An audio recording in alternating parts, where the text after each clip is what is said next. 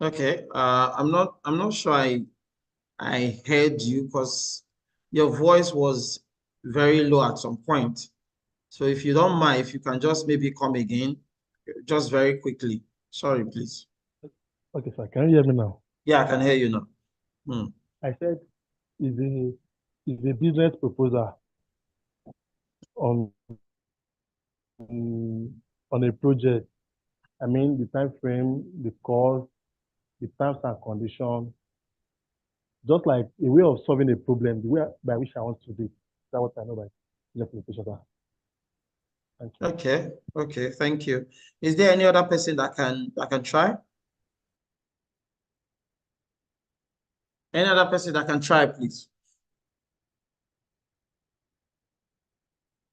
Hello, can any other person volunteer, please? Okay, good evening, sir. Good evening. Yeah, my name is Modupe. Okay, Okay, go on, Modupe. all right. So, a business case presentation can be defined as a document or a verbal presentation, right?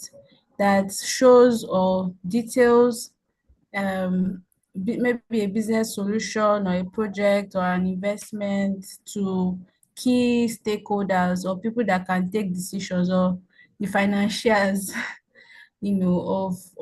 of making sure that project comes to life.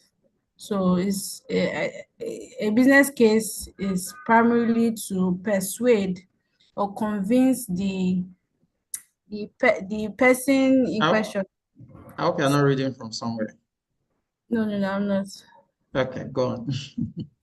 Yes. Okay, good evening, sir. Can I comment Yeah, on go on. that? Go on. Yeah. Yeah.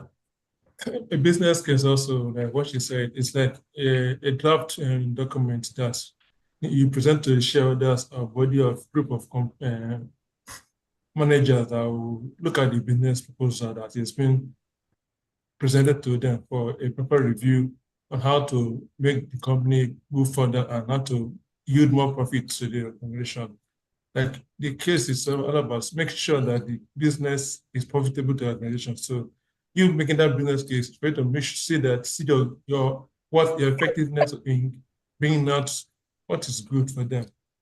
Giving a idea of your business proposal, we want to see if in terms of long-term presentation, they will look at it and see the possible negative side and positive side of it so that they can make decision if either to embark on it or to give certain review in future purposes.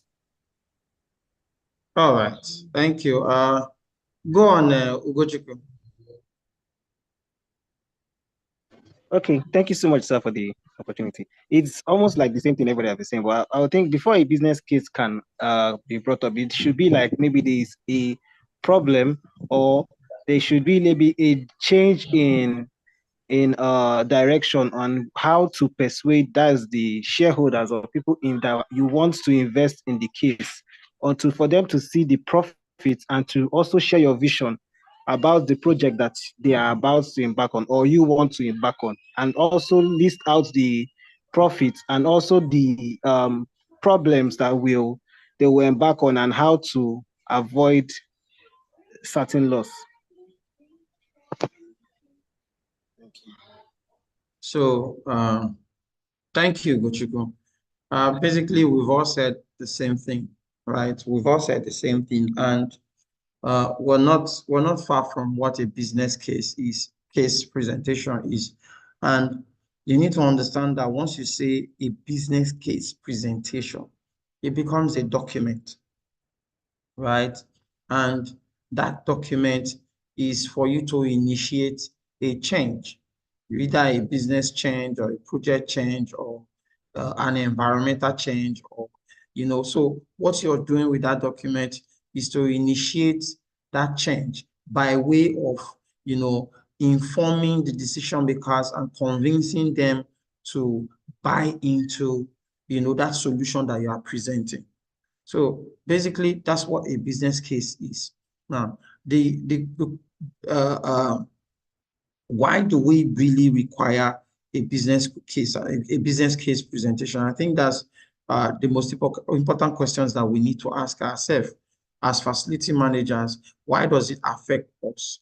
Because what you hear is business case. And the first thing that comes to your mind is a business plan or a business whatever. And then you ask yourself, I'm a facility manager. Why are we even talking about this? And I stated from the beginning that as facility managers, we make quite a lot of change. We assess our facilities, right? And in the end, we identify areas or issues that may require change.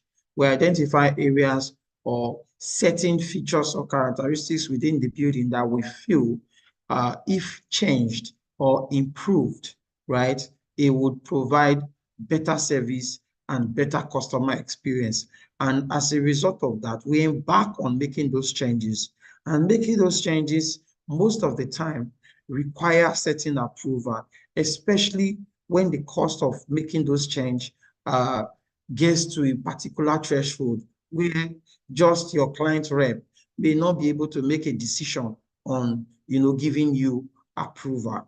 So in situations like that, you end up coming to the board or coming to the decision makers to convince them, right? And for you to be able to do this, certain skills are required.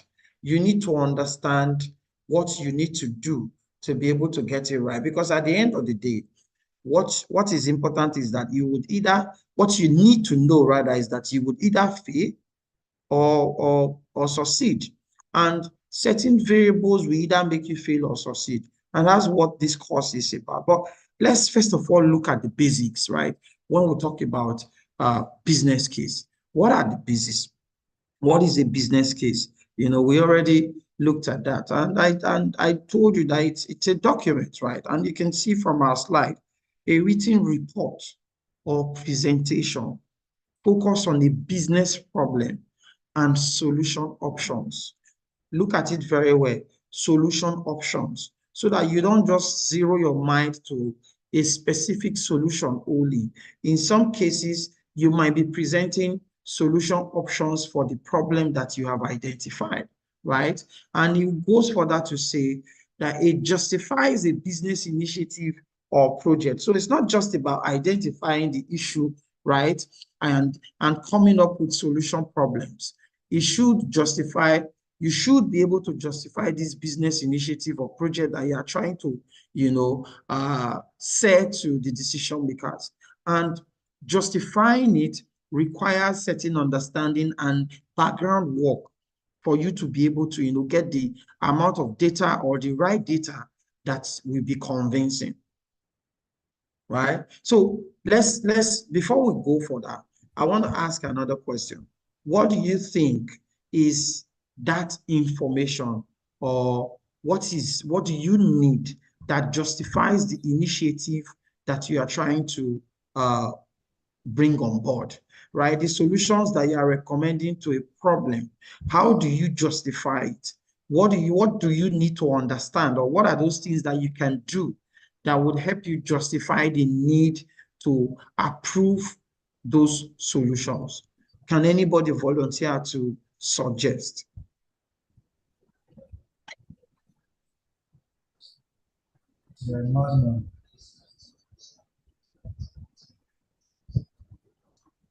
So you don't Who, saw somebody so. who You saw can, somebody so. No, now look at me. hello, who is that, please? Can you mute your mic?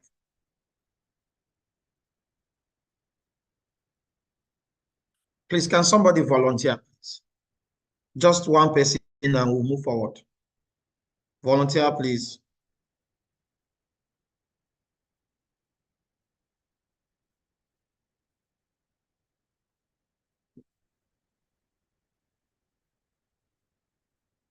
I'll be picking someone in that case. Clement Okafor, please. Tell us. Hello, Mr. Clement.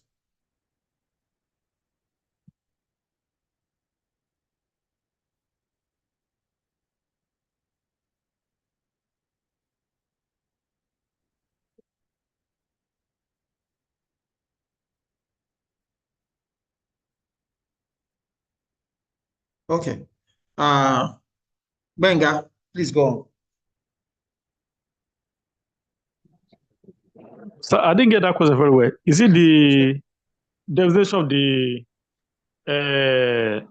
business case you just mentioned? No, not Oh. definition. Yeah, I said certain things would either make you fail or succeed, meaning certain variables will either make your solution that you are recommending approved or rejected. So what are those things? What do you think as a facility manager that is proposing a generator change or installation of an additional generator, right? What are those things that could make that person get approval for that project or initiative that he's recommending?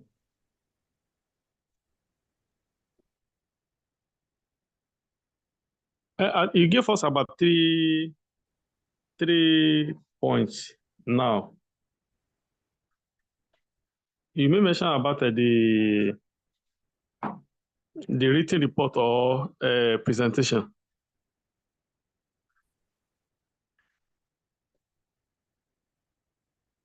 Hello, sir.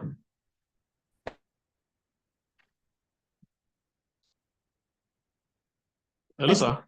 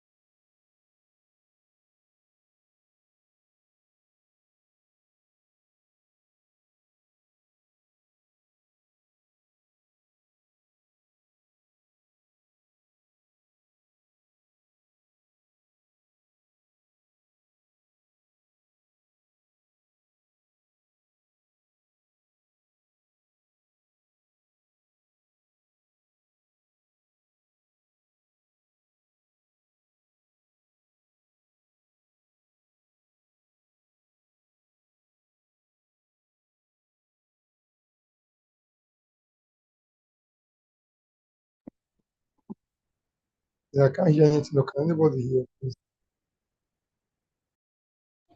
Cannot hear. Network. I can't hear it too. Let's wait for a bit. Let's just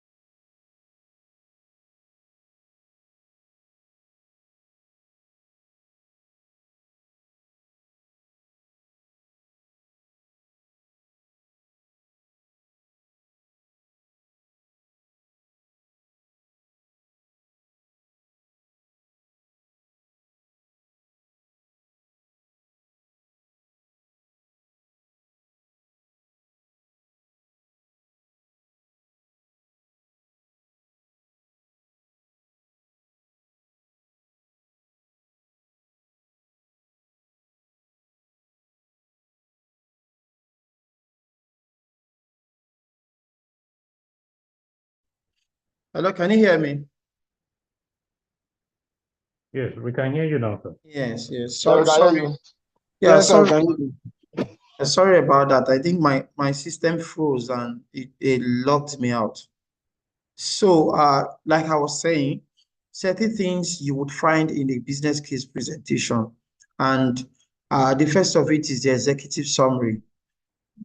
Today, executive, like the senior executive, they if when you give them a lengthy document, it becomes a serious problem for them to go through it. This is the main reason why for every document that you prepare going to senior managers, there's always very important that you include an executive summary at the very beginning of the document so that from just by mere looking at that page and glancing through it, it gives them an idea of what the entire document is about. And in some cases, some managers can actually make a decision from, just by reading through the executive summary. And now, for the executive summary, what will typically be in that section of the document is the business need, the solution recommended, the summary of results. And then after that, you have the solution analysis, right? That's where you have the business drivers, the cost, the benefit, the risks and constraints, the strategic options, and then the opportunity cost. In terms of the solution that you are, the issue and solution, or the problem and solution that you are presenting. And then you have the conclusion and next steps. Next steps, talking about, what the next move should be and how quickly you can move to implement the options once the approval is given, right? So we're still talking about the basics.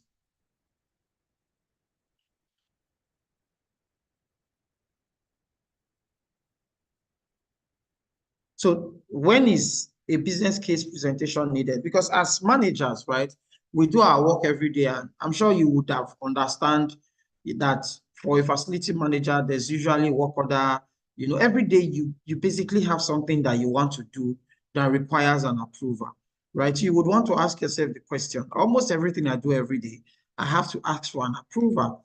Do I have to make a presentation for all of this issue, or do I have to make a case for all of this issue? No, there are certain conditions that you will most likely require a business case presentation. And that's when, number one is when it's a high profile issue, right? Issues are different. If you want to change a tap, it's different from changing a generator, right? If you want to make a technological change in your office, maybe you want to change the software, the CMMS system that you people are currently using, that's a serious change in terms of money and impact. So it's a high profile issue, and that would require, a senior level conversations and approval, right? Another one is when the risk is great. Certain issues come with serious risk, or certain problems come with serious risk. And it could be a risk as high as driving the company out of business. So in situations like this, you would most likely require a business case presentation to have a conversation with the management. When a radical solution is being proposed to solve a problem, it could be a solution that, is not very common. It's not something that is done every time, everywhere. It's not something that has been done in that particular company or business before. So it will be difficult for you to just come and say, let's do this. You have to first of all come and convince everybody, let them see what the solution is, how it affects the entirety of the business, how it affects the people, how it affects the process and everything that the business is about, right? When business money or resources needed may cross certain threshold, like I was saying, I talked about changing a pipe or changing a pump, right? At that point, even the client rep in some cases can actually approve that. It doesn't need to go to a more senior office to get an approval, right? But there are certain thresholds for every business, and it's usually marked. Now, once it gets to this threshold, it requires so level of manager's approval, and that would then require making a business case to present to that manager or set of managers who would have to deliberate and agree on whether to decline or approve. right? So how is a business case approved? You know, we've been talking about rejecting or approving the business case. What's the process involved? Who are the people doing it? It's usually approved by a steering committee or governing board. Again, depending on the size and structure of the company, right, you would know who exactly is to do that. Some companies, I mean, the very structured company, what they do is that aside from having their procurement department, they also set up like a tender board within the organization, or a tender unit, or a procurement committee, or a steering committee, or even the governing board. You can call it whatever. I mean, they can call it whatever they feel is appropriate for it, right? So those people look through those cases, you know, take the presentation in terms of listening to, you know, the presentation, and then review the cases that are being presented, see the validity and relevance of the solutions that are proposed, and then consider the cost, looking at also the opportunity cost, looking at, you know, the consequences of not executing or implementing those solutions, and what it will cost the business or the company, right? So these are the set of people that approve business case. So in some cases, some companies might not have, you know, a board or a committee that they have set up. It could be a final decision of the MD CEO, who of course will be supported by other managers within the business, and they also sit while the presentation is being done. They review the information and make a decision on what is right and what is to be done. Now, when you now look at how does it happen, what's the process, irrespective of how the structure is, the process is usually the same. You that's making this case, you prepare, right? And then you submit your business case. When you submit your business case, of course, you do a presentation, right? At the point of submitting. So the committee then review all the case files, all the documents provided, the slide itself, and then they look at the problem, the solution, right? And they look at all the supporting documents that you've also provided, and then they make a decision, right? Once a decision is made, it's either two ways, which means it could be a yes or a no. By yes, I mean approval, and by no, I mean denial. So they can decide to deny or disapprove and, you know, reject your case. And then they can also decide to approve it. Now, when the case is approved, you move to the next step, which is executing or implementing the solutions that you've provided. But when it is rejected, what you need to do is to go back, review all the information that you've submitted, reevaluate the entire situation, and be sure that nothing is missing, and then resubmit again. So when you resubmit, you go through that cycle again, and eventually you get the approval that you are asking for. Now, we would move to the next module now, right? Well, let's look at building your case, right? Building your case. So this is where the main juice of the whole issue is. And I need you to pay attention here, because if you must get that approval, it is the case that you present and how you present this case that will determine that. So there are certain things that you would need to do. I asked this question before, and nobody answered, right? I would have loved to ask again, but let's not take too much time on that. So we'll just run through it now. Certain things are very important. You have a problem. You've identified the problem, or there's a problem that is staring in you at the face, or I mean, staring you. Everybody is seeing this problem there, and it's becoming a serious issue, right? And something needs to be done about it. Or maybe it's just a hidden problem that is waiting to blow up, right? And, you know, you're looking at it, and as the facility manager or the manager involved, you can see that this requires a drastic change. This requires, you know, a solution. So that's where the business case starts from, identifying the problem. Now you have been able to identify the problem. Now the problem on its own, right? It could be around uh, uh, uh, you you have to look at it from, different angle to be able to understand what the problem really is, because you need to ask yourself the question, what is the issue, right? What is the current state? How does the current state impact people, process, and technology? So you've identified the problem. The best way to look at it and understand the problem better is to see how this problem affects people, affects the process within the business, and affects technology that the business is, utilizing for their services or production. Now, let this not tie too much to just facility managers. Even within the larger companies, across different units or different departments within that large company, there are times where every department or a department might have the need to make a change. It is the same case. Now, when they see a need to make a change, it is because they have identified a problem that requires a change to fix that problem. That change that they are talking about is a solution that they are proposing to that problem. But you need to understand the problem very well. And the best way to understand the problem is to, first of all, ask yourself, what exactly is the problem? What exactly is the problem, or what is the issue? Now, once you've asked yourself that question and you've been able to identify what the issue or problem is, you now ask yourself, what is the current state, right? The current state of that particular issue. And then how does it affect the people? How does it affect the process? And how does it affect the technology? Now, once you ask yourself this question, you would understand the problem better. And in asking that, right, you are looking at how the problem in itself, causes inefficiency within the process, right?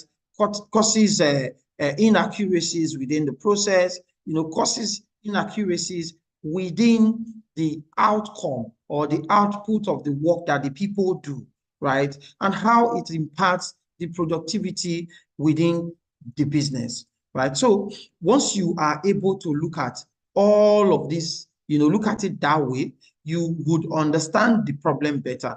And understanding the problem better help you identify the solution options that are available to resolve, right, that issue.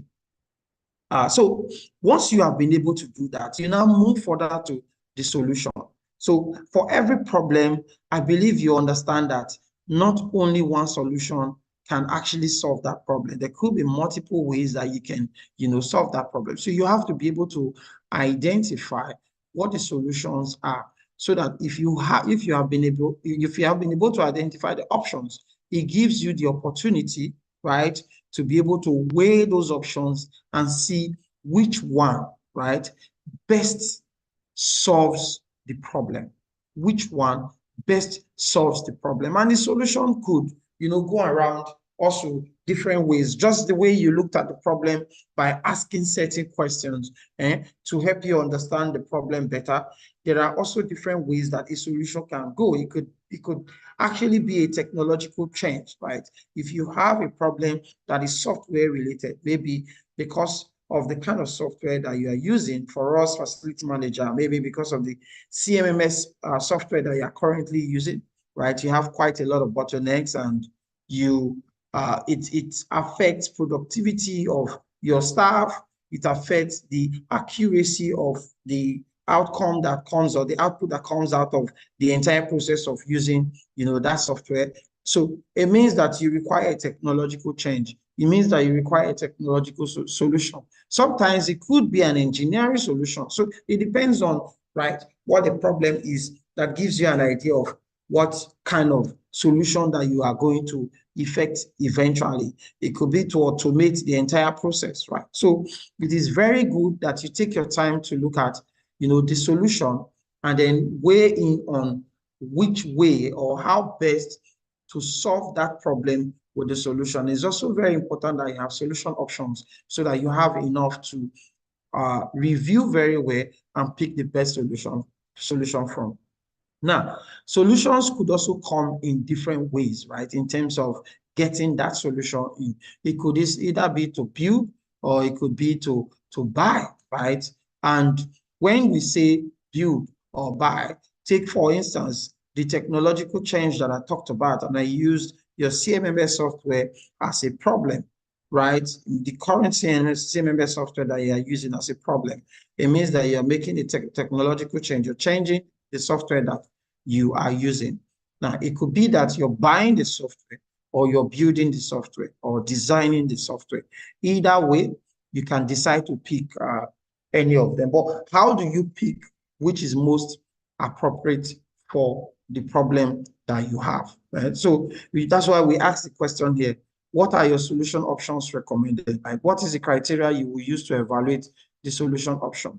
You have to look at, different things that would make this solution more appropriate. And in the example that I gave earlier, where I talked about your CMMS system, you would want to ask yourself the question, the new system that the new software that you are proposing, is it easy to integrate other software to that particular software? Because that is critical for every software or every CMMS software that you are going to be using, right? How easy it is for people to actually use this software.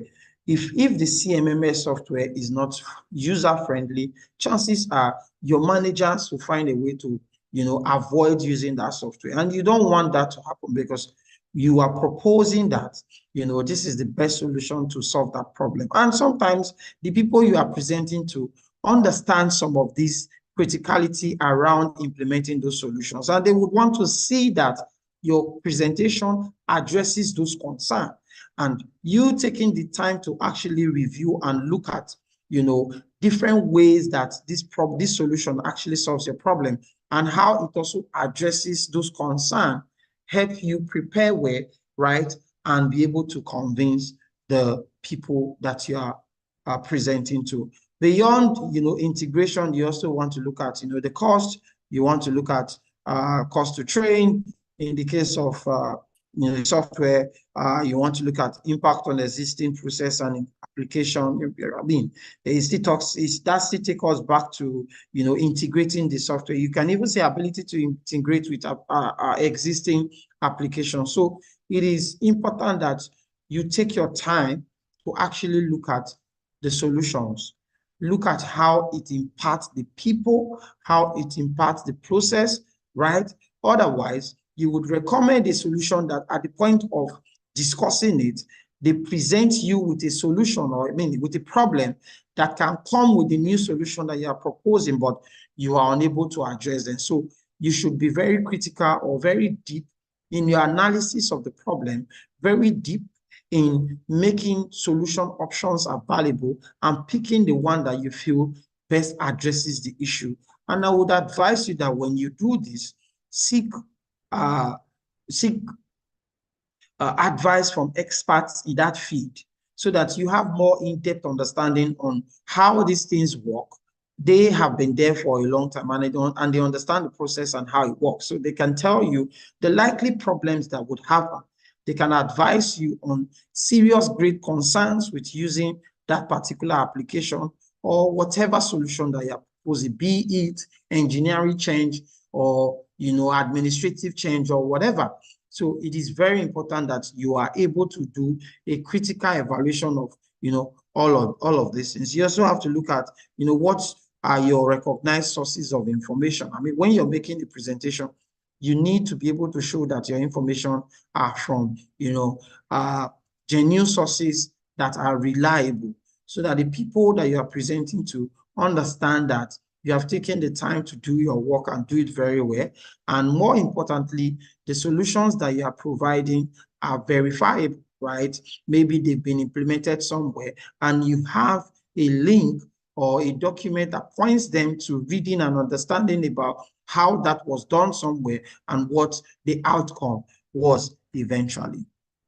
All right, so what are the cost, benefit, risk, and constraints, right? When it comes to making a business case presentation, you also need to understand what the cost of that solution is, what the benefit is, what the risk is, what the constraint is. I talked earlier that when you implement a solution, there are certain challenges that will come along the way. There are even teething problems that would come.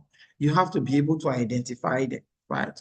You have to be able to talk about the benefits. You have to be able to talk about the risk of implementing, risk of not implementing, and the consequences that comes with that, the assumptions and constraints that will happen. It could be around the teaching problem, but being able to identify all of these pointers help you make your case far better than you would have if you did not do a thorough work, right? And I mean, in doing that, there are formal ways and there are informal ways. It could be doing your research. I mean, research could be asking people questions, right? Having, direct conversations with stakeholders who are very big, or they have large experience within that area, or really through webinar, going for webinar, and anything or any platform that gives you opportunity to absorb information about about the problem that you've identified or the solution that you are proposing. Maybe a formal way, through impact analysis. You can have an impact analysis on how people feel about this, right? You can even go further to ask people that have actually experience implementation of that solution or using that solution, and how it impacted them, or what the impact is. And then you can also do a gap analysis. You can do a feasibility studies, or a more deep-rooted research. So basically, these are different ways that you can get information on the cost, benefit, risk, and everything that you need to arm yourself and be able to make a good case. So what will make you succeed, and how would you even measure your success? This is also very important when you're making a case. And it is very important because you need to actually indicate them in your presentation. It's one thing for you to identify the solution, the problem. Another thing for you to be able to provide solution options and the best solution appropriate to solving that problem. You also need to be able to convince the people, or make them understand why you are telling them what the solution is. Make them understand that in 6 months, this and this is what will happen. This is what you would use to measure the success of this solution. In 10 months, this is what you need to use to measure the success of implementing the solution, right? And those measurement metrics should actually be around people, right? The process, the technology. So it could be how much it has improved or increased productivity of the people, right, that are using that CMMS system. And mind you, when we talk about productivity, or rather, the biggest secret around this is this: if you're talking about measuring successes of implementing the solution that you are recommending, it should center around figure, right? The bottom line of it should be how it affects the business financially, how it adds to the top line and the bottom line, right? And like I said, this measurement could center around the people in terms of productivity, right? The process in terms of efficiency, the technology in terms of efficiency and effectiveness. But at the end of the day, it should affect the bottom line of the business, because that is what really counts to those people at the top. That's what they want to see. That's the language that they understand. And that is what you give you a quick approval or denial for that solution that you are recommending.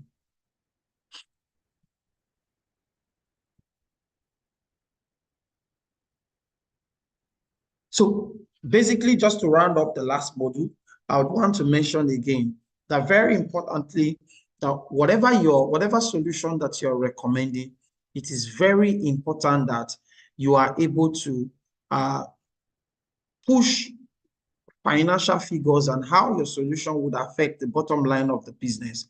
And I highlighted that more importantly when I talked about measuring successes of the solution that you're proposing. So again, the solution can center around, the success can center around productivity, it can center around efficiency, it can center around effectiveness of the entire system. However, what the people at the top want to see is how that productivity or efficiency or whatever increases the bottom line. So you should be able to do an analysis that shows financial figure on how it will affect, the bottom line.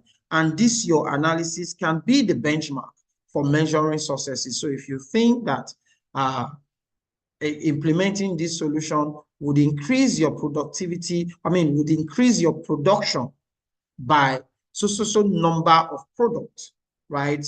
That counts as financial value or financial input to the business. And it's easy for you to then calculate what that is in terms of the added products that comes out of it. Now, this goes not just for product, but even service and across different sectors of business. So it is very important that you take your time to research, right? This is the most critical part of this entire process. And this is why I say all the time that the background work that you do is what will either aid your success or, tear down the whole entire thing that you're doing. And at the end of the day, you do not get approval. But let's go to what promotes your case, or what you need to do to promote your case and be able to get the approval that you are looking for. And here we would look at the supporters, saboteurs, approvers, and rejection. So we'll just look at variables around this that can either aid approving or make the people that you're presenting to reject your business case. So when you identify a problem and you decide to make a business case presentation, it is important that from the very beginning that you identify supporters, right? Supporters within the business, supporters outside the business, supporters within the set of people that you will be presenting to, right? You need to be able to identify them.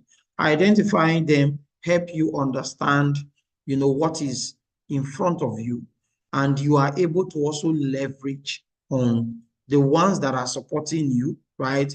Gives you it gives you an understanding of how you can also manage the ones that are going to sabotage you, right? So, it's very important that you identify supporters, right?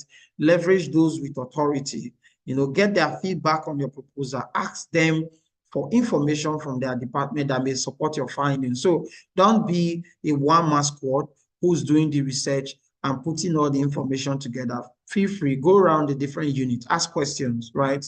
Ask serious questions on how the current issue is, the current state of the issue, how it actually affects them, and what they think could be done better, or what should be done better, or what do they desire, what kind of solution do they desire that they want to see, right? So asking for all this feedback and information and going around gives you opportunity to, get direct, get more information that can actually aid your understanding of the kind of solution that is appropriate for the problem that you are presenting the case for. So ask them to join you in the meeting with their peers. So always engage, identify your supporters, engage them, identify your saboteurs, and also find a way to manage them. So you need to be able to ask yourself, who would sabotage your business case? Who do you think that are the people that when you make this case, they might just be looking at you and laughing and telling themselves that you are going nowhere. Maybe because they just don't want to see you succeed, or because they like the way it is. Maybe they are benefiting from, the existing system, or the existing system that you have identified to be an issue. Maybe they could be benefiting from them. And you ask yourself the question, why would they? Understanding or answering that question would help you know how best to actually approach them. What would they gain? What do they have to gain or lose in all of this? So you need to ask yourself all these questions, as it will help you come up with way to manage your saboteurs and be able to even turn it to your advantage, because there are ways that you can actually manage them rather than them sabotaging you. They won't even know when they are supporting your cause. So it's very important that you identify them, know your enemy, meet them separately, ask them for their input, listen to their feedback, collaborate on ways to address their concern. Very important. Asking all these questions, or coming close to them and asking all these questions, even would give the sense that you actually want them to be involved right? That you are not just passing a solution because you feel like you are the person responsible for that. Rather, you are asking everybody to, collaborate, to join you, to make an input, because this solution affects everybody. Now, how can you get your business case rejected, right? What would make the board reject your business case? Poorly written business presentation can actually get it rejected. Too wordy, too much data, not the right level of info for the audience, misspelling or misuse of grammar or punctuation, right? Not formatted properly, or not in preferred template. Incomplete information, that's where you have missing information or no supporting data.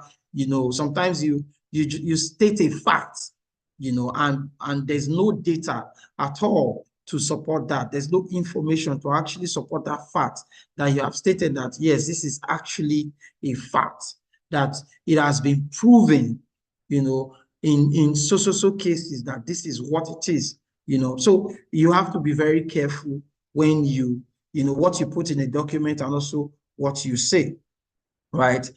Again, poorly written a presentation. So I always advise people that, sometimes when you are writing, when you're preparing a document, for those of us that work on very lengthy documents, right, you tend to, just take your time and write. And then when you're done writing this document, you read through it.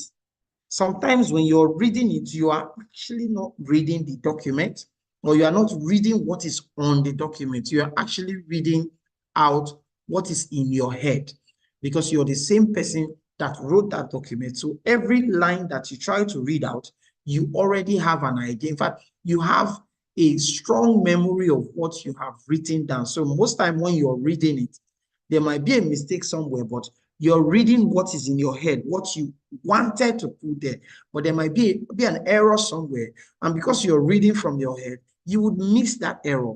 That's why I always advise people that when you prepare a document like this, a presentation that you want to present to high-profile people, it is very important that you send it to a third party to actually proofread it. So this person take their time, this person or persons take their time to read this document line to line, and they are able to identify area where there are misspellings, where there are grammatical error, or where they feel that, this place is too wordy or this or that. So this help you, right, correct any of those errors. But another very important way, today we are in a very tech-driven world.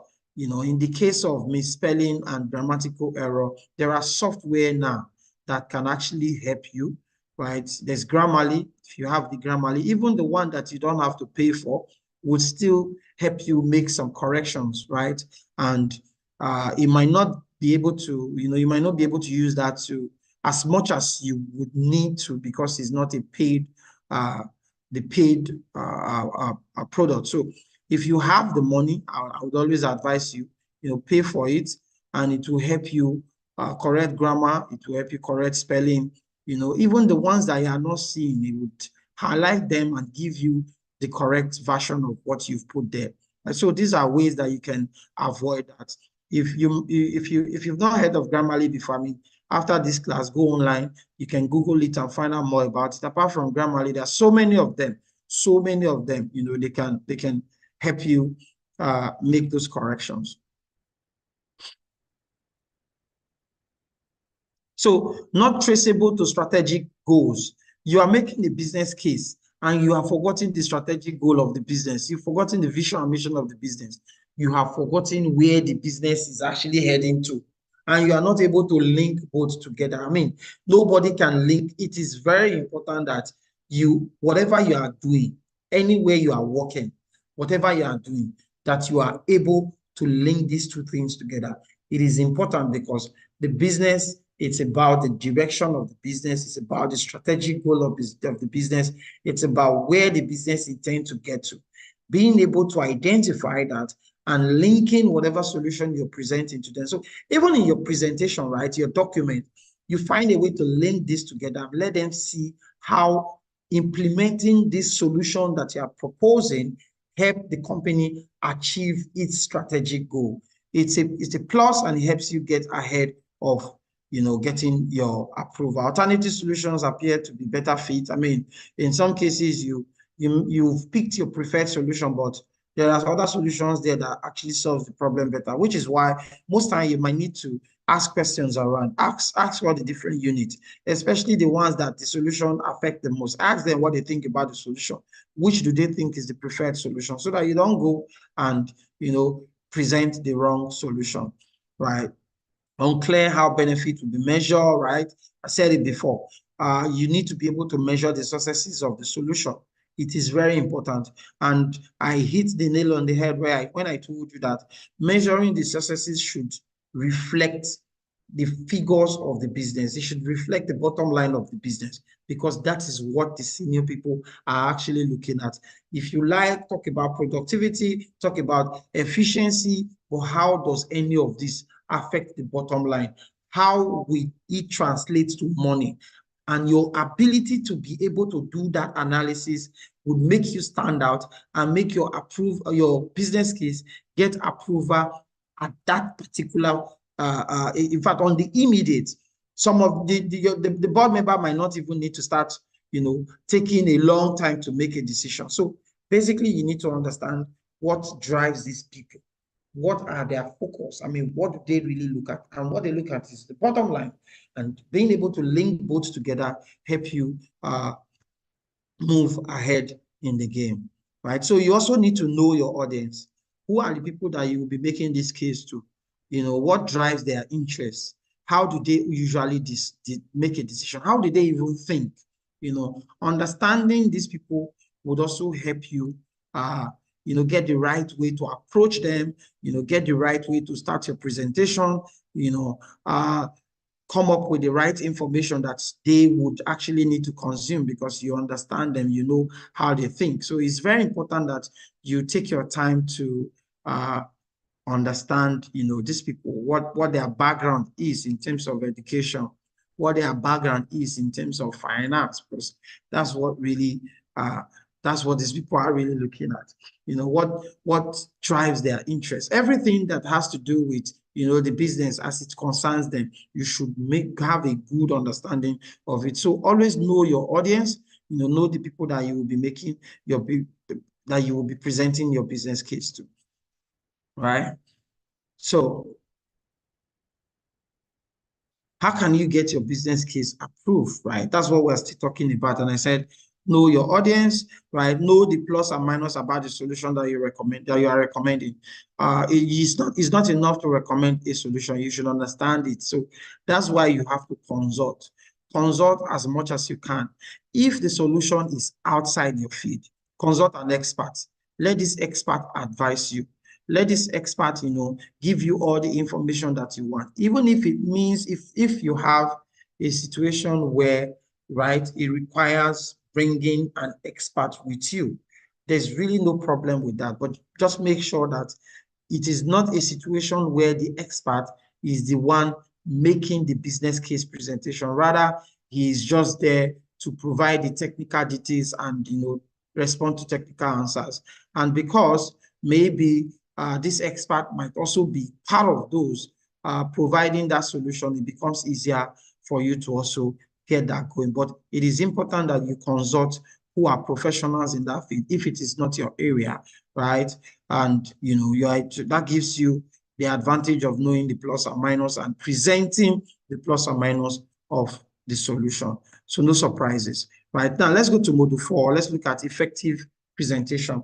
Now we've actually looked at the background work of the entire process, and that background work is very important, because if you don't do that right, you won't even be able to present a good case, right? The background work, man, the work that you do behind is what will either make or break you. So you need to take your time to actually get that done. You need to take your time to get it done very well. You need to take your time to get all the information that you need. And like I mentioned before, what drives senior manager is how a solution affects the bottom line. So you have to be able to link them together. And there are different ways that you can do that, right? So I'll give you an instance where we talked about the CMMS system, right? And we mentioned that, I mean, the system that the CMMS system that you're currently using, you want to change it, and you're making a business case to the board on why you should actually change that business case. So you have to be able to prove, first of all, that the solution that you are providing is better than the one that currently exists. You have to be able to prove how that would affect or improve efficiency and productivity in the system. And when I say efficiency, how it will cut waste, how it will reduce your spending. And you have to be able to put that reduction in figure as per time.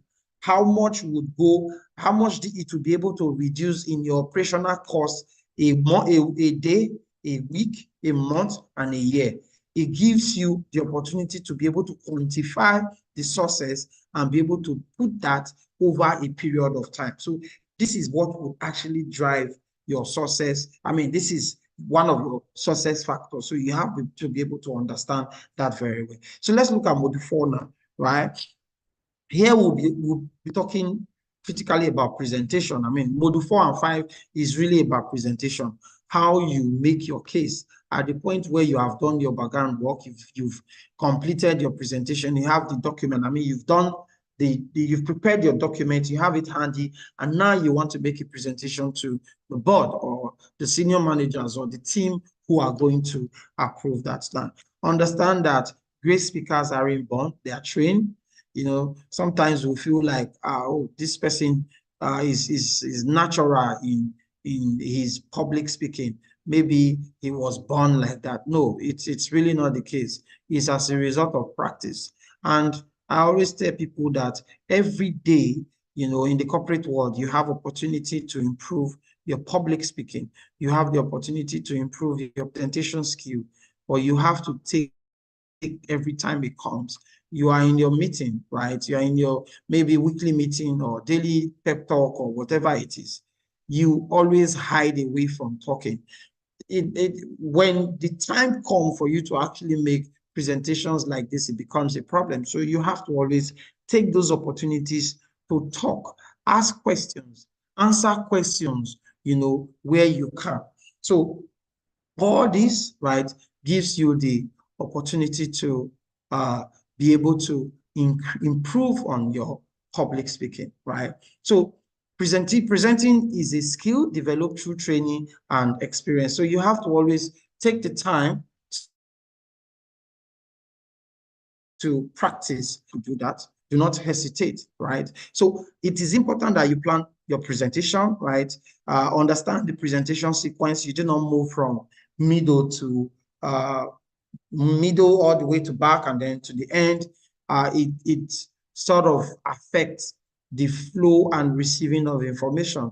It also affects the absorbing and processing of that information. But when it comes in a sequence, it gives the opportunity for people to take it and be able to process it and make good sense of it. So it is also very important that your presentation, you know, comes with visual aid, not a slide that is very wordy, right? There's no picture, there's no schematic, there's no diagram. You should make it, you know, visually appealing so that when just by mere looking at it, you know, people are happy to even look at it and read through it, right? So organize your presentation, right? So you need to follow a pattern. It's either, you know, you take it topic by topic as it moves forward, or you use the chronological way to put it from beginning to the end. You can also focus on, you know, problem and solution, which in this case, where you are making a business case to recommend a solution, may be the best approach for you to do that. So you can have your executive summary. You talk about the problem, right? And then come up with the solution options, right? Go to the one that you prefer, then look at the cost, right? And then what the opportunity cost is as well. You also look at the consequence of not implementing that and what it would be in terms of cost. So these are different ways that you can quickly, you know, do that. So you need to always look at keyword. Your slide should not have, plenty words. It should rather focus on keywords that reminds you of what you want to talk about. You can have another document that is, bulky and has all the detail of what you're presenting, but your slide should actually be just keywords that remind you of, what you want to talk about. And then have a conversational flow. Move progressively. Don't, jump from one end to the other. Move progressively and be very flexible, right? Be responsive to your audience. They want to ask questions and let them ask. They want to talk, they want to put in short story or talk about, different cases based on what you have talked about. Free, allow them do that and flow with them so that there's a synergy between you and the people listening to you. So the last module, which is presentation outline, in terms of when you're delivering the actual presentation, how it should go, right? So we'll take it stage by stage and then take it to the end. But before then, is there any question? Do we have any question as regards the 4 modules that we've talked about? If you have any question, please ask.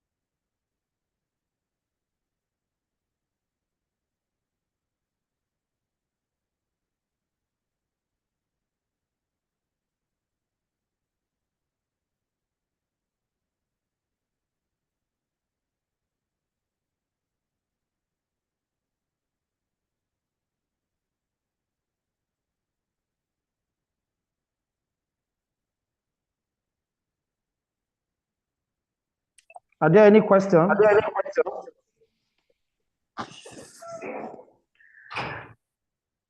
Any question, please?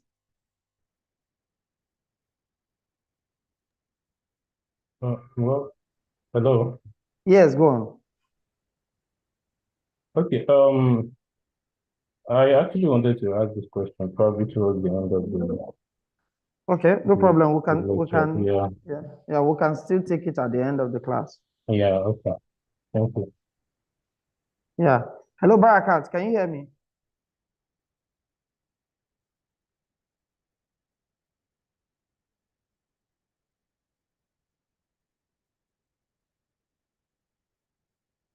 Hello, Barakat.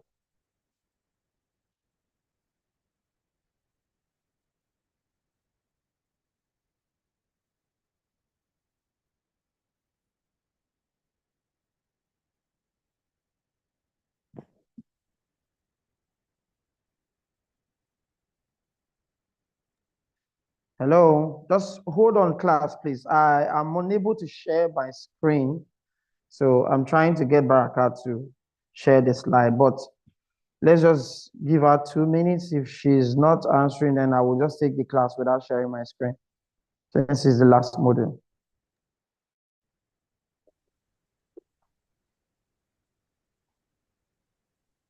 I actually have a question. All right, go on. You can go on. You can go on, sir. She's not around now. She can go on, sir. My name is Clement, sir. When you're talking about when is a business case needed, you mentioned something that when it is a high-profile issue. Please, can you actually explain a little bit more on that?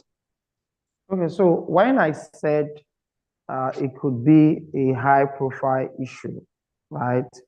And that in cases where it is a high profile issue, then a business case would be needed. And by high profile issue, it could be as a way of cost associated with that particular issue. And that cost could be the cost of the consequence, right? So the consequence of not implementing a change or trying to solve that issue or problem, right? The cost associated could be very high, or it could even be, fatal. The consequence should be fatal. So in cases like that, it is a high profile issue, right? So when we say high profile, basically we're talking about consequence of that particular issue. Are you getting me, sir? Yes, it's clear. It's clear now, sir. Okay. So 1 minute, please. Just give me a minute, because I had to switch. Let me quickly open.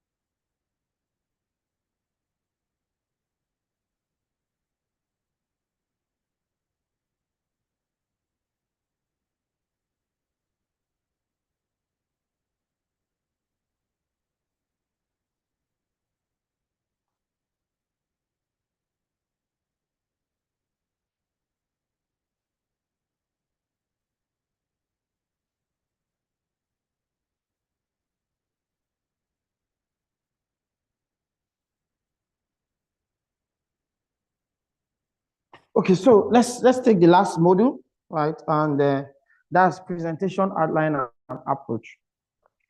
So it is very important that once we've done our work properly and we understand what the issues are and what the solution is, and we have selected our preferred option of solution, it is very important that a thorough work is put into identifying all of that. And like I mentioned before, your in-depth understanding of the problem and the solution is very important. More important is being able to put figures, right, into the successes of that solution and also the consequence of not implementing that solution, because that is the language that the people at the top understand. So if you recognize the fact that the language that they understand is that, then you have to do a proper work to have that understanding before even going into that room to do your presentation. So while you're trying to absorb what you need to understand and what you need to do to have an effective, or a smooth presentation session, always understand that the amount of information you have behind you is what will actually make this whole process smoother. But there are several things that you also need to have in your mind. How do you carry yourself? How do you talk to these people? Because the way you carry them throughout the session is also very important, right?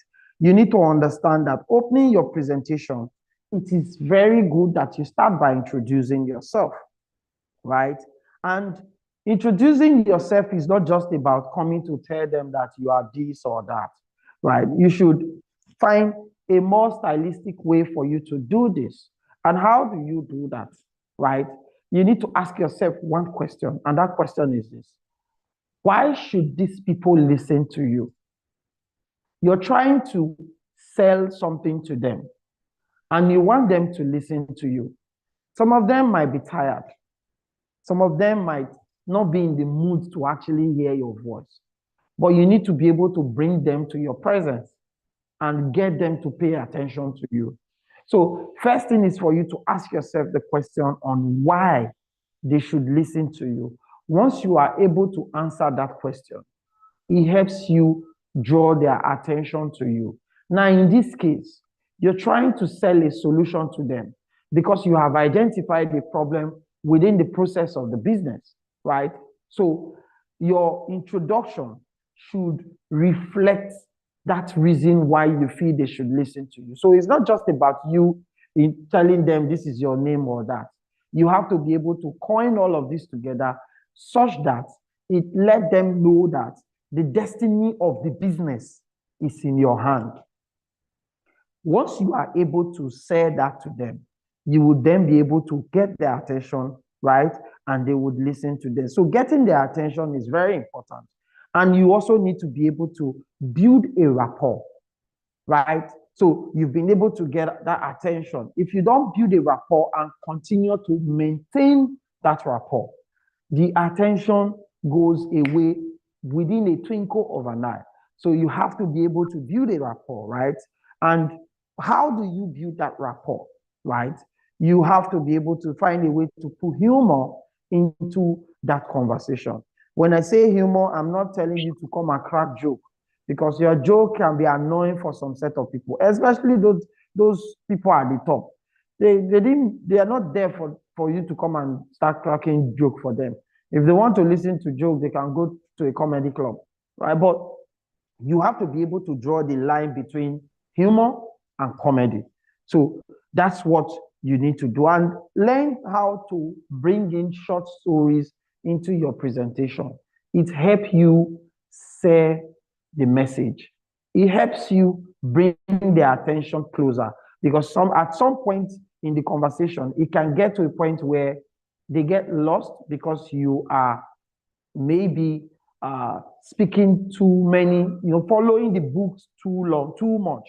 You're following the slide too much, but you have to be able to find a way to put short story into the conversation, as it helps you bring them, back to what you're talking about, and learn to, come up with statistics. This is why I said the work that you do behind the scene help you carry out a good presentation at the actual session. So you have to be able to, have statistics around what you're talking about, around the problem, statistical figures in terms of, what the impact is, how it has affected different businesses, how it has shut down businesses, So all these help you, bring their attention to you and, have them listen to you more. You have to find a way to make your audience think. And I think short stories and statistics can help you do that. Always find a way to, find how to put that into the conversation, and ensure that you listen to the response. Find a way to get the response, meaning that in your presentation, do not focus too much on you doing the talking. Let it be conversational. Let the conversation be two ways, rather than you just talking and talking, and talking. So you have to be able to do that. Be informative, right? Clear parameters of content within time. So prepare well, know what you are talking about and how long you want to take to talk about it. So you can break it into segments, what you want to talk about, using the pointers that I talked about in terms of your slide, right? So what you have put in your slide will just be pointers on what you have to talk about, and build that around within the time frame that you want to talk. And you can also put it into segment that this is what you want to talk about within the first 5-10 minutes, and the pointers that you have around there, take you through it. And each line, you allocate time to talk about each. So these are ways that you can actually even build your presentation such that you stick within time and you are able to complete it within the time frame that you have set. Because when you take too long, it also sort of distorts conversation and people get tired at some point. So you have to also be persuasive, right? What is the problem? Who cares? What's the solution? Ensure that you talk about the problem and who it affects, how it affects these people, how it affects the business, right? And then the solution, right? So it is very important that you understand the problem very well. It is very important that you have put in a lot of work to understand the problem, to understand the solution, to know what the solution will cost, to know what not implementing the solution will cost in terms of direct cost and indirect cost. And you should be able to put that in numbers, because it is number that they want to see. It is number that they want to see. So your points have to be very clear and move from point to point, not in a zigzag form where it becomes difficult to understand and confusing to even consume. So move from point to point, arrange your points well, and that's where your slide comes in, so that you arrange your pointers in your slide such that it moves from one point to the other as it should be, progressively, not scattered. You understand? So it is very important that you understand all these that I've stated. And concluding your presentation is also another very important thing that you have to put at the back of your mind, right? It is very important that you conclude very well. It is very important that you conclude very well. And why you want to conclude, let them know that you want to conclude. Not when you round up, everybody is shocked that you are done. Your pointers should suggest that you are getting to the end. And apart from suggesting, you should also, there's nothing wrong with letting them know that you are about to round up, and have a summary of everything that you have talked about, which clearly will tell them that you have rounded up. You are just, summarizing. So you must always summarize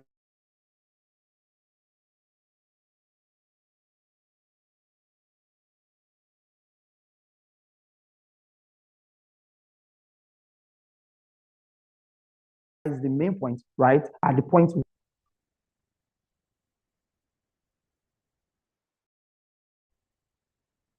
So, like I said, it is very important that you summarize at the point where you are rounding up. Otherwise, right, you would round up and people will be surprised that you have rounded up and it doesn't make any sense to them. So make sure that you let them know that you are about to round up. You have pointers in your slide that suggest that you are about to round up.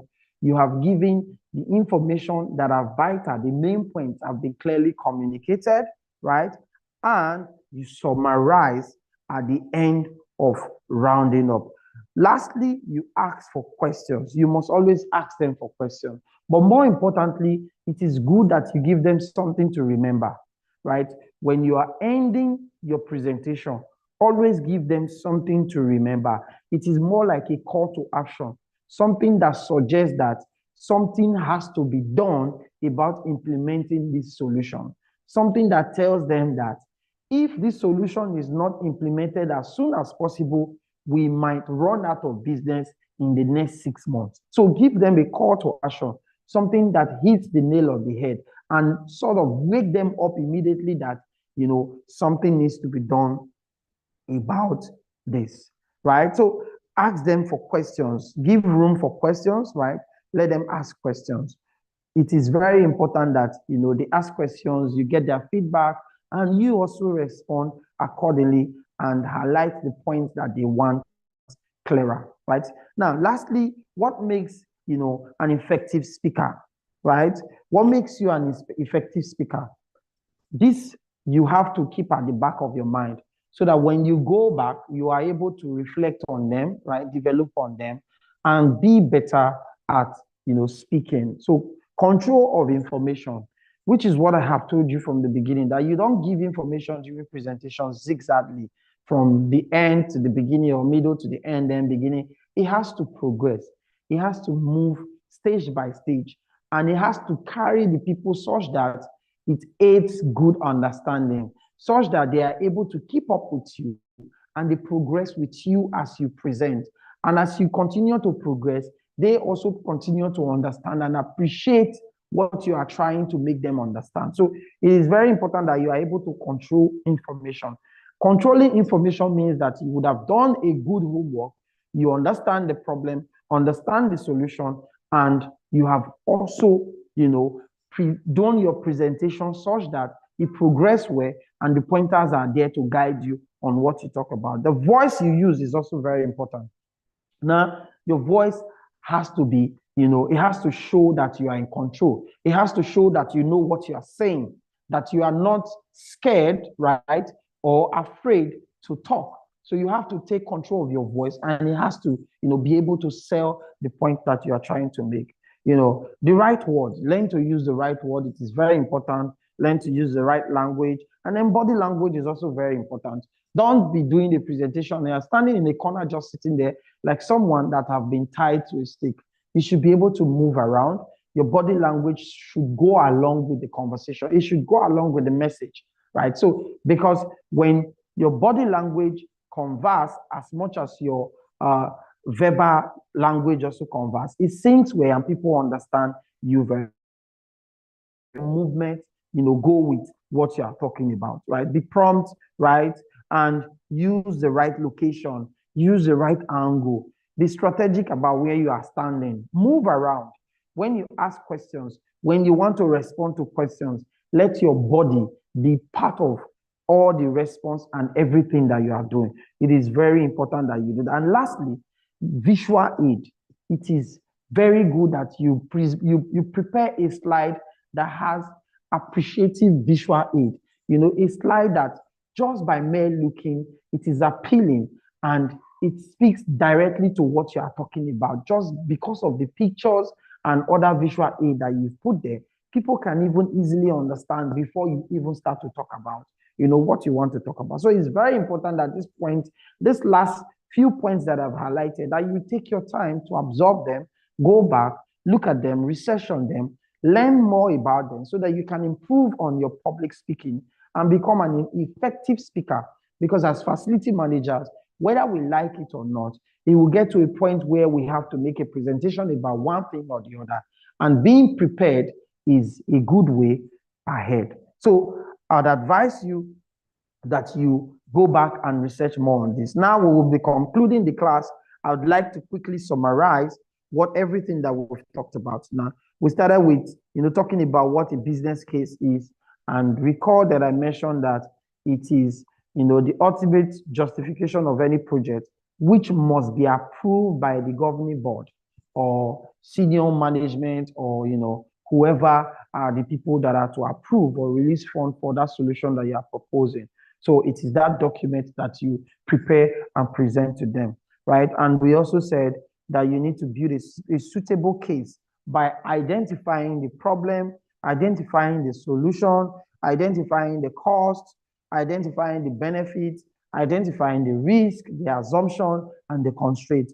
Once you are able to identify cost, benefit, risk, assumption, constraint, you are also able to build information that can help you convince people to either approve, that which you are proposing to them. And we mentioned that it is very important that you, ahead of the presentation, you identify your supporters, your derailers, and other variables which could promote your business case. This means that take your time to look at the people that are involved that will make the decision, or every other person within the organization that is affected.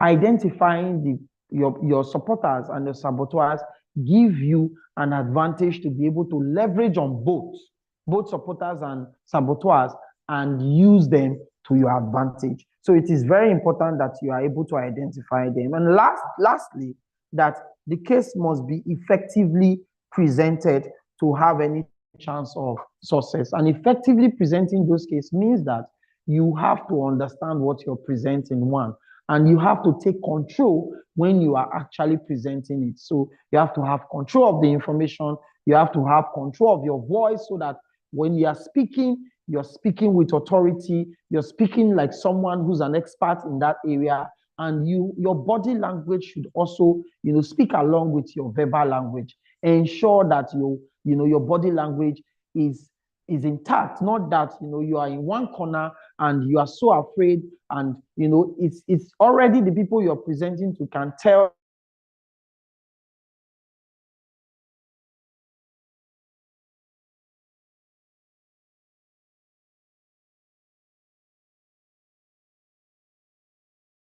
that you probably may not even know what you're talking about, that all of these are done right. So thank you. That takes us to the end of our class. So I'll take questions now. If there are questions, please ask.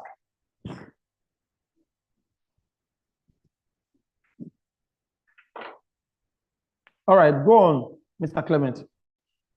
Okay, thank you, sir, for the lecture. I actually want to ask, when you're talking about how to promote your case through supporters and saboteurs, the question I want to ask is, why would saboteurs want to sabotage a business case that they are fully aware there's a whole lot of benefits of that business case to the organization?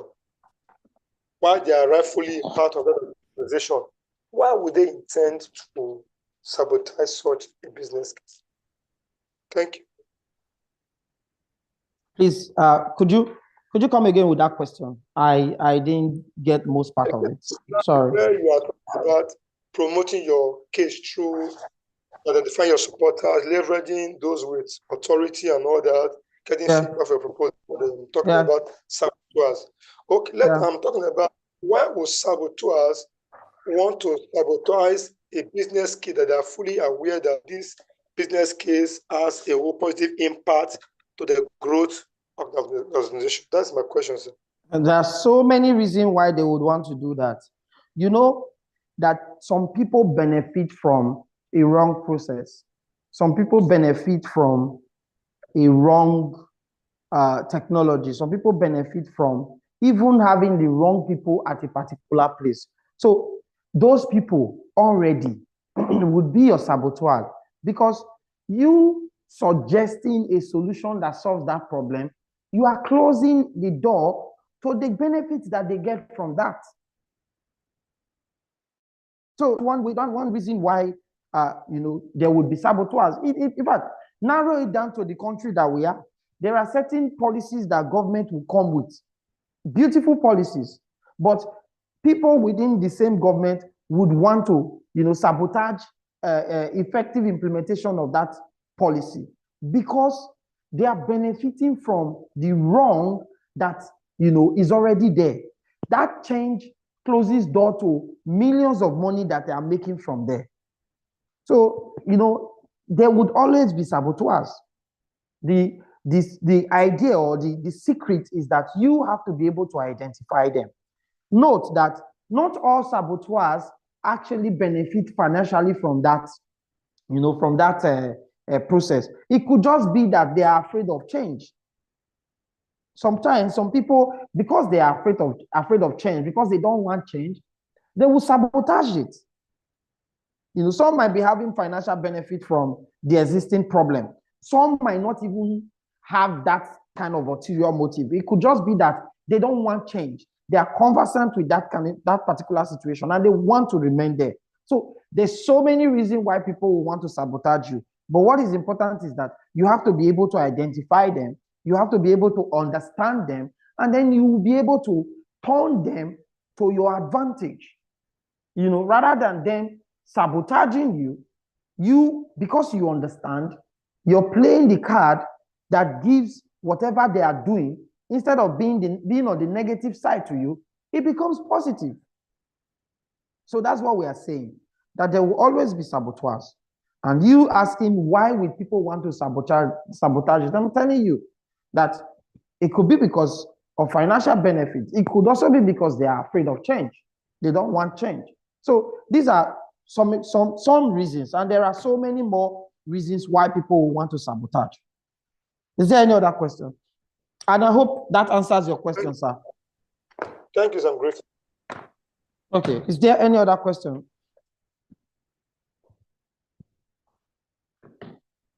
Does any other person have questions? Hello, good evening. Good evening.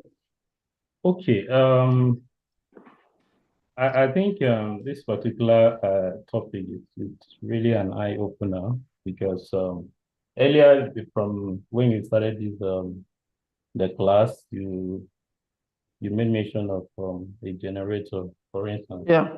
So, and for instance, you have a facility where you have identified the need to have a backup generator. And so what that means is that you have to come up with a business case, to be able to present, to give listen to your request. Now, I was actually saddled with one some time ago, I think about 3 months ago. And my line manager then just said, okay, do a proposal, which was not, it was totally not like a business case presentation. So I think with this training now, I'll be able to have a proper perspective on coming up with the business case as related to some of these requests, or let's say needs. So my follow-up question to that is, you actually mentioned on the part of towards the end of this where you said building of rapport. So, and then equally you talk about the opening presentation. So where you have to introduce yourself, by trying to get attention and all of that. So please just briefly, go over those 2 points briefly, please. Thank you. Yeah. So, it's good the example the scenario you just gave, as per your experience recently, that you had to do a proposal. You were asked to do a proposal. Now, it could also get to a point where you have done that proposal and you have sent that proposal in, and now the people at the top who are going to approve that are saying, come and explain to us. Okay. Do you understand? Not just the proposal document that you have sent. Come and explain to us. We have seen this document. We have questions. So come and explain to us. Let's have a conversation about this change that you are suggesting. So at that point, you would now need to, from your proposal, prepare a presentation. And that presentation would have pointers, which is what I told you, that it would have pointers that direct you to what you want to talk about, what you need to talk about, what they need to hear. And the question you ask about introducing yourself, right? I said, when you start your presentation, it is very important that you build rapport, because rapport is what you keep you from beginning to the end, and is also what will bring your audience to you. And I said, start by introducing yourself. But your introduction should not just be about your name. Yeah? It shouldn't just be about your name, but rather you should ask yourself the question, why should these people listen to you? The moment you are able to answer that question, then build your introduction around that. And I also went for that to state that you are there to make a case for a solution to a problem within the organization. That is the reason why you are there. And because if they don't implement that particular solution, there will be problem. There will be this direct cost to the business. There will be this indirect cost to the business. So that is enough reason for them to listen to you. So the moment you are able to answer those questions, you should introduce yourself and let them know that this is why you are there. That will draw their attention to listening to you. Mind you, introducing yourself is for them to realize that you are there and they have to listen to you. And this is the reason why they have to listen to you. So when you want to introduce yourself, it should be centered all around this. Always ask yourself that question and let your introduction be built around that. I hope that answers your question, sir. Yes. Thank you very much. Yes. Is there any other question?